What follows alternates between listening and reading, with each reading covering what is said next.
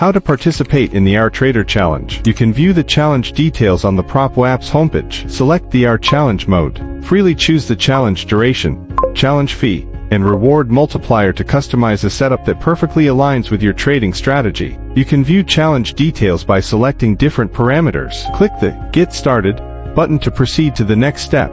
Here, you can adjust the parameters. If you have a voucher, the system will automatically apply the best discount. You can also manually select a different voucher in the Select a Coupon section. After reviewing your challenge details, click Next. Click the Send Code link to confirm your email address. Enter the email verification code you received. Then click the Confirm button. Congratulations! Your challenge has been created. Your HourTrader trading journey now officially begins. Once activated, click OK to start trading. Please note the challenge countdown and ensure you complete the challenge within the allotted time. Click the chart icon to open or close the chart. You can adjust the trading size using the percentage bar or the amount field. Set the order size and confirm your position. Scroll down to view your positions and orders. Here, you can manage positions, take profit, stop loss, and use the reverse function. You can view all details of position history and transaction history in the futures history. Easily track all details such as trades,